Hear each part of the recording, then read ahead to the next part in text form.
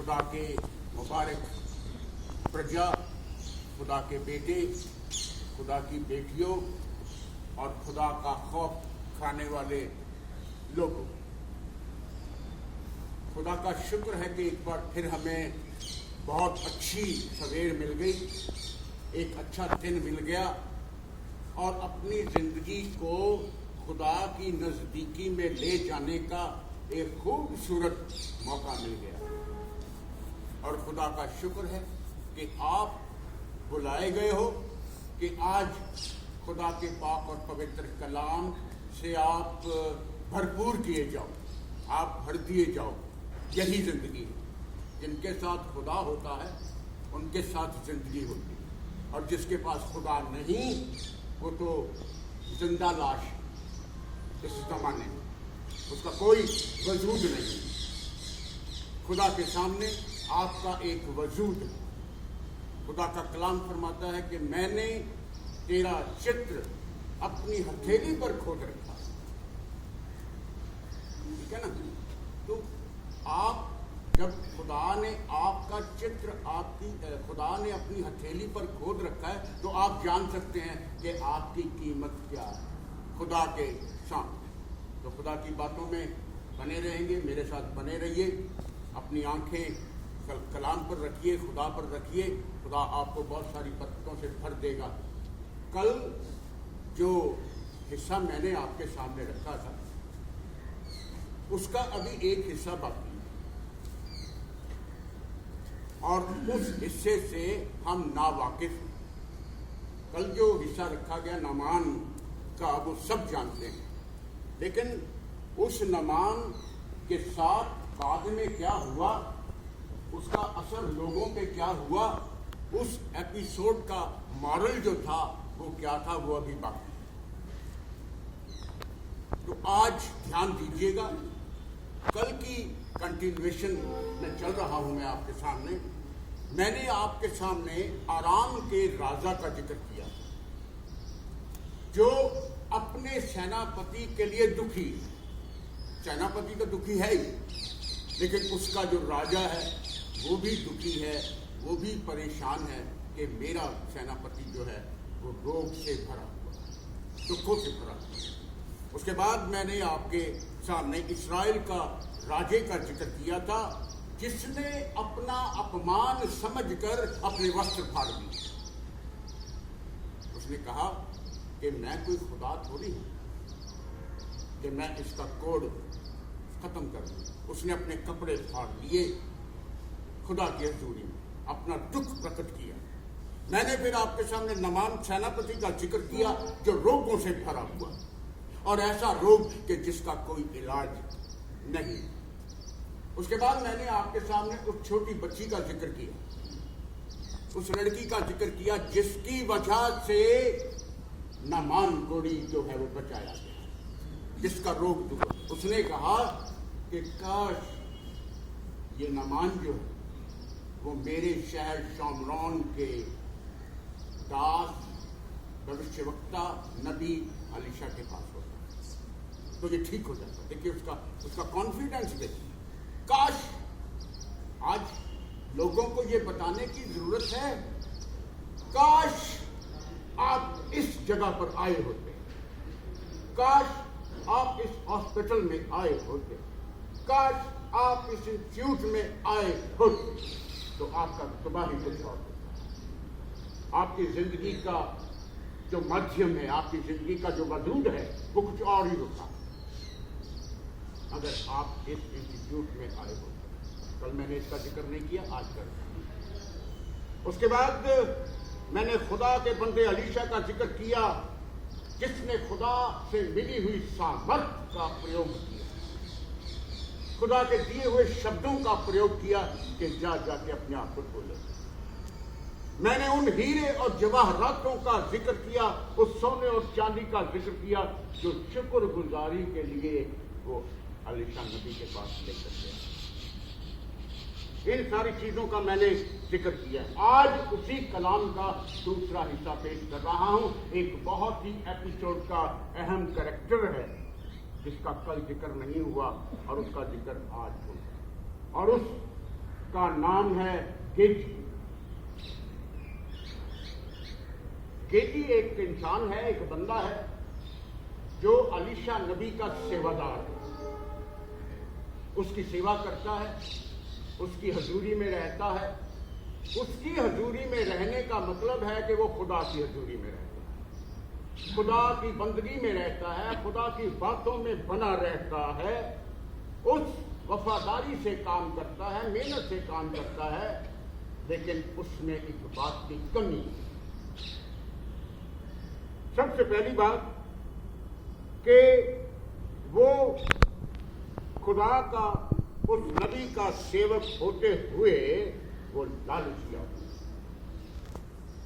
वो लालच से भरा हुआ, वो अंदर खाते में बेवफा है, वो धोखेबाज है, वो झूठ बोलता है। ये सारे वफादारी के साथ साथ ये चीजें उसके अंदर हैं। खुदा की हजूरी में रहने वाले बंदे के साथ रहते रहते ये चीजें भी उसके अंदर शामिल हैं। ये खुदा का पाक और पवित्र कलाम है जो मैं आपके सामने बयान कर रहा हूं। वो धोखेबाज है, वो बेवफा है, वो झूठा है, जो लालच करता है और खुदा की झूठी कसमें खाता है। पढ़ेंगे दूसरा राजा, कल वाला हिस्सा निकालेंगे, उसका 5वां अध्याय, उसकी 20वीं आयत का दूसरा हिस्सा बयान करेंगे। पढ़िए मेरे, अब देखिए, नामान रथों पर, घोड़ों पर सोने चांदी जवाहरात और वस्त्र लेकर के शुक्रगुजारी के लिए आया, और खुदा के बंदे ने कहा ये खुदा का है, खुदा के वास्ते है, खुदा का दिया है, खुदा का ही है, मैं इसमें से कुछ नहीं लूंगा। जा, कुशल से चला जा, सुख से चला जा, खुशी से चला जा। अब बेटी जो है वो बैठा देख रहा है। माय डियर फ्रेंड्स, यहां दो बंदों का जिक्र है। एक कहता है कुशल से चला जा, खुदा की बरकतों में बना रहे। ये खुदा का है, खुदा के लिए है, खुदा के वास्ते है, खुदा का दिया। एक सोच रहा है ये मेरा है, मेरे वास्ते है, मेरे पास होना चाहिए, मैं इसे ले लूंगा, और उसे लेने के लिए मैं किसी भी हद तक चला जाऊंगा। ध्यान से रहिएगा मेरे साथ, बने रहिए। इसका एक बहुत अच्छा मॉरल निकलने वाला, बहुत अच्छी शिक्षा मिलने वाली, मेरे साथ बने रहिए।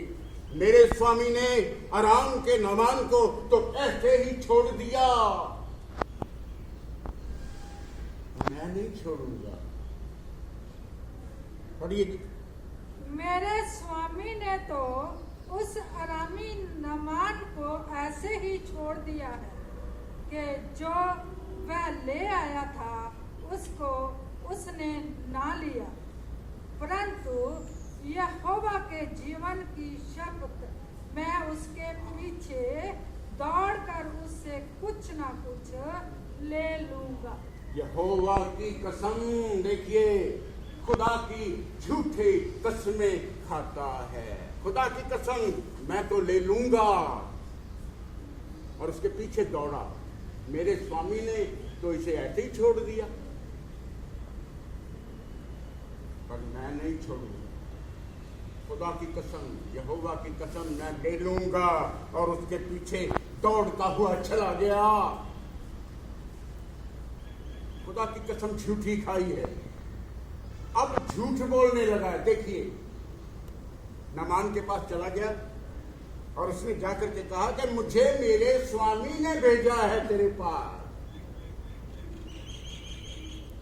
झूठ बोलता है, दगाबाज है,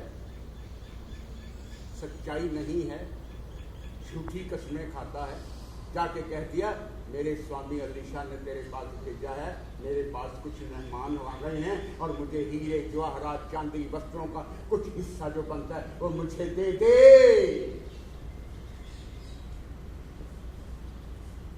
अब वो तो लाया ही उसके लिए था, वो तो सारा कुछ लाया ही अलीशा नबी के लिए था। उसने कहा तथास्तु ले जा। धोखेबाजी करके के वहां से हीरे जवाहरात, सोना चांदी और कीमती वस्त्रों से उठा लाया। माय डियर फ्रेंड्स, झूठी कसमें खा गया, झूठ बोल गया, धोखा दे दिया, लेकिन भूल गया है कि अलीशा नबी जो है वो खुदा का बंदा है। उसे सब मालूम है, वो सब देख रहा है। आया, अपना माल सारा छिपा करके और गेजी के सामने सेवा में चला, अलीशा के सामने चला। तो गेजी ने उसे कहा, खुदा के बंदे ने गेजी से कहा, गेजी तू कहां से आया है? फिर झूठ बोल रहा है, मैं तो यही था, मैं तो कहीं गया ही नहीं। माय डियर फ्रेंड्स, बिठाया कहां है, जाता कहां है, फिर कहते हो कि मैं तो कहीं गया ही नहीं था, मैं तो यहीं पर था। बहुत सारी चीजें हमारी जिंदगी से ताल्लुक रखती हैं। जो समझदार लोग हैं वो इशारा समझ रहे हैं। मैं तो कहीं गया ही नहीं, मैं तो यहीं था। पढ़िए जी दूसरा राजा 5 उसकी 25 याद का दूसरा हिस्सा। गेजी तू कहां से आया है? उसने कहा तेरा दास कहीं नहीं गया, मैं तो यहीं था। पढ़ दीजिए जी। आए गेजी तू कहां से आता है? उसने कहा तेरा दास तो कहीं नहीं गया। तेरा दास कहीं नहीं गया। 26 में बयान करती है कि जी तेरा सारा हाल मैं जानता हूं। तू कहां जाता है, तू कहां से आता है, मैं सब जानता हूं, मुझे सब मालूम है। ये समय फेंके लेने का नहीं है, ये समा खुदा की प्रस्तिश का है, ये समा खुदा की इबादत का है। तूने झूठ बोला है। खुदा के बंदे के साथ रहता है, खुदा की बातों में रहता है, खुदा की नजदीकी में रहता है, खुदा की सामर्थ्य में रहता है, और गलती हो गई। उसकी जिंदगी में एक बहुत बड़ा लालच आ गया, वो लालची हो गया। खुदा का कलाम कहता है, आप सबसे आज कहता है कि तो लालच मत करना, किसी भी चीज का लालच मत करना। ये खुदा के 10 हुक्मों में से 9वां हुक्म है, तो किसी भी चीज का लालच न करना। आज जिंदगी में सबसे बड़ा अगर कोड दुनिया में है तो वो लालच है। लालच की वजह से बहुत सारी गलतियां और गुनाह हो जाते हैं, बंदा लोभ में फंस जाता है। आज की दुनिया में बुराइयों की जड़ जो है वो लोभ। दूसरा राजा, अब मैं बता लेता हूं, ध्यान से लीजिए। अब उस लोभ की क्या सजा मिली है देखिए। खुदा का कलाम कहता है कि लालच की वजह से नामान का सारा जो कुछ उसका सारा था, तेरा वंश, तेरा सारे आस औलाद जो कि तुमने लालच किया है, अब नामान का सारा कोड जो है वो तुझे लग जाएगा। माय डियर फ्रेंड, ध्यान दीजिए, लालच बहुत बुरी बला है। उस खुदा के बंदे ने कहा, नामान का सारा कोड तुझे और तेरे वंश को लग जाए। खुदा का कलाम बयान करता है कि उसी वक्त वो कोड से सफेद हो गया। गलती नामान की है कि वो अपने कोड से शुद्ध होने के लिए आया। वो हीरे जवाहरात सोना चांदी लेकर के आया, और गेजी ने लोभ करके सारा कुछ हत्या किया। और अब नामान का सारा कोड गेजी को लगा। गेजी को लगा, उसके साथ साथ उसके सारे वंश को, परिवार को लग गया। देखिए, परिवार ने तो गलती नहीं ना की, ध्यान दीजिएगा, गलती बेजी की है, सारा परिवार दुखी हो रहा है, उसके बच्चे दुखी, 5 की 27 बड़े जरूर पता लगे लोगों को क्या। इस कारण से नामान का कोढ़ तुझे और तेरे वंश को सदा लगा रहेगा जी।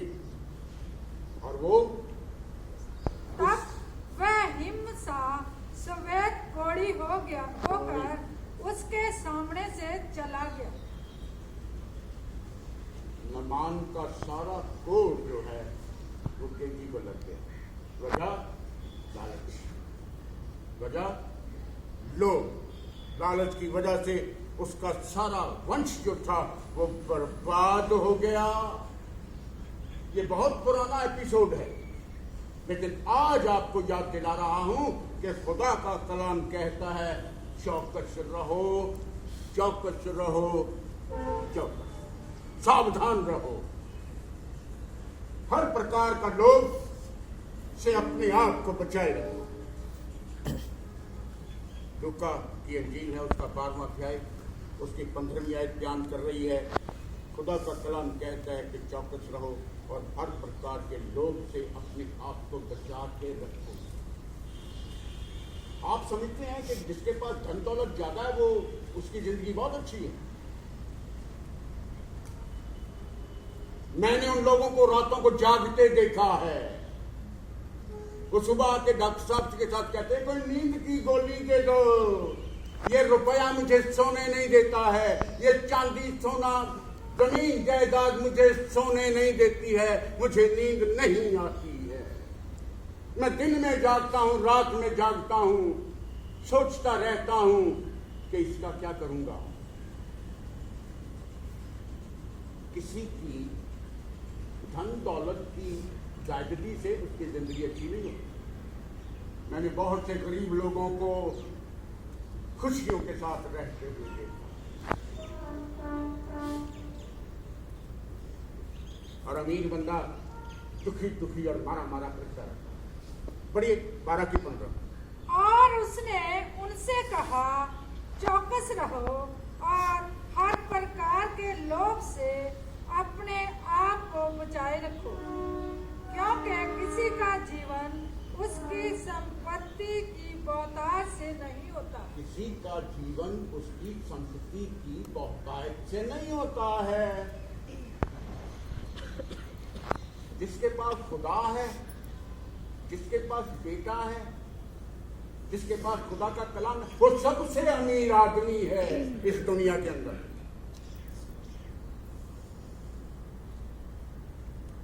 रुपए का लोभ जो है ना, धन दौलत का लोभ जो है, वो सब बुराइयों की जड़ है, जिससे प्राप्त करने वाला यत्न करते हुए विश्वास से लोग जो हैं वो खुदा से भटक जाते हैं और कई प्रकार के दुखों में पड़ जाते हैं।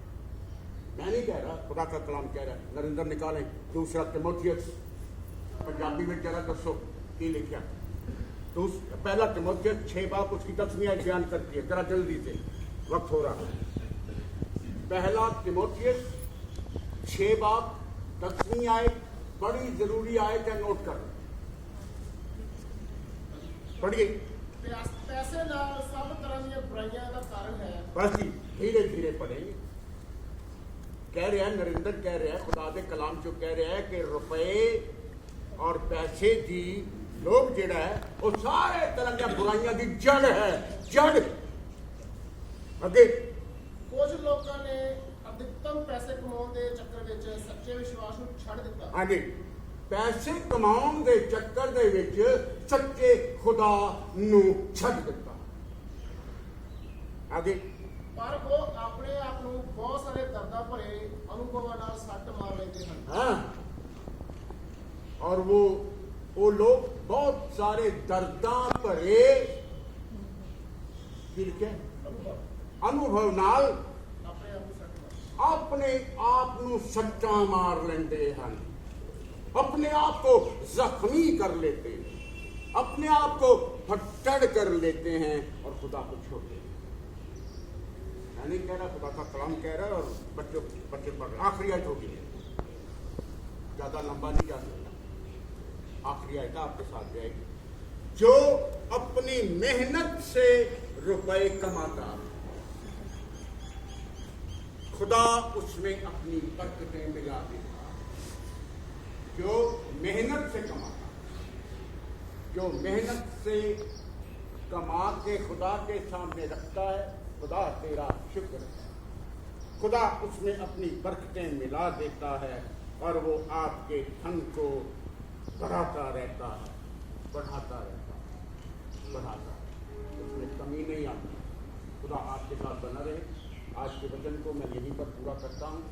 आप अपने अंदर से सारा लोभ लालच निकाल करके दिल से ईमान के साथ जो थोड़ा सा मिलता है उस शुक्रगुजारी से ले लें। खुदा अपनी बरकतें जो हैं वो उसमें शामिल करते हैं। वो अपनी आशीषों से आपको साथ देगा, किसी चीज़ की कमी नहीं आने देगा। ये मेरा खुदा आप सबको बरकत दे। अपनी आंखें बंद करें, अपने हाथों को जोड़। आज के वचन के लिए, आज के कलाम के लिए जो खुदा ने हमें सिखाया कि खुदा को छोड़ देने वाले लोग अपने आप को जख्मी कर लेते हैं, अपने आप को फट्टड़ कर लेते हैं, अपने आप को सट्टा नाल खुद ही मार लेते हैं। खुदाया दुनिया के इस कोड से हमें बचा के रखें। हम तेरा शुक्र करते हैं, तेरा धन्यवाद करते हैं कि तूने हमें अब तक संभाले खुदा, अपनी पनाह में रखा हुआ है खुदा। आज तेरे इस इंस्टीट्यूट के लिए, तेरे इन बच्चों के लिए जिन्होंने अपने हाथों को जोड़ रखा, तेरे सामने सिर झुका के खड़े हैं, इनको अपनी बरकतों से भर देना खुदा। तमाम किस्म की बुराइयों से बचा करके अपनी पहचान और अपनी मोहब्बत में महफूज रखना खुदा। इनको तंदुरुस्ती देना खुदा उनका, ये तुझ में बने रहे खुदा, तेरे कलाम में बने रहे खुदा, और हर प्रकार के लोभ से अपने आप को बचा के रखें और अपनी मेहनत से खुदा इस इंस्टीट्यूट में रह करके काम करें। तो इनके थोड़े को बहुतायत में बदल देता है खुदा। हमारी सारी ज़रूरतों को पूरा करना खुदा, अपनी आशीषों से भर देना। हर एक जिसने भी अपने हाथों को जोड़ा है खुदा, तो इनके खाली दिलों को भर दे खुदा, अपनी आशीष से, अपनी बरकतों से भर दे। आने वाले दिन जो है खुदा हमारे लिए खुशियों वाले दिन हो, जब हम 100 साला सेलिब्रेशन में जाते हैं खुदा, तेरा अनुग्रह हम पर बना रहे। जब बड़े दिन की तैयारियों में जाते हैं खुदा, तेरा अनुग्रह हम पर बना रहे और सबकी जिंदगी में एक बड़ा दिन हो जाए, एक नया साल आ जाए, एक नई जिंदगी आ जाए और हम तुझ में शुक्रगुजारियों के साथ तुझ में बने रहें, एक दूसरे के साथ मिले रहे खुदा, एक दूसरे की माने, एक दूसरे की सहें। ये तभी हो सकता है जब तेरा अनुग्रह हो जाए। अपने अनुग्रह में बना के रखना खुदा। हम तेरा अनुग्रह मांगने जा रहे हैं तेरे बेटे के जरिए से, तेरे बेटे के नाम के जरिए से हम मांगने जा रहे हैं। हम सब मिल करके मांगने जा रहे हैं और मांगेंगे। ऐ हमारे बाप जो आसमान पर है, तेरा नाम पाक मान जाए, तेरी बादशाह आए, तेरी मर्जी जैसे आसमान पर पूरी होती है जमीन पर भी हो। हमारे रोज की रोटी आज हमें बख्श दे, जैसे हम उसके गुनाह को माफ करते हैं। हमारी जुल्म माफ कर, हमें आजमाइश में न पड़ने दे, बल्कि बुराई से बचा, क्योंकि बादशाह, कुदरत और जलाल हमेशा तक है। आमीन। हम खुदा की बरकत को लेने जा रहे हैं, ताकि जो कुछ हमारे हाथों में है वो हम खुदा के सामने रखें, ताकि वो बाकायदे से उसे दुगना, चौगुना, 60 गुना, 100 गुना और 1000 गुना करे। अब हमारे खुदा यीशु मसीह का फजल, खुदा बाप की मोहब्बत और रूह पाक की रिफाकत और शिराकत आप सबों के साथ, कुल ईमानदारों के साथ, इस इंस्टीट्यूट के साथ, डॉक्टर अनुराग साहब उनके परिवार के साथ, खड़े हुए सभी बच्चों, बुजुर्गों, बहन भाइयों, स्टाफ और स्टूडेंट के साथ अब से लेकर के हमेशा हमेशा तक बनी रहे। आमीन।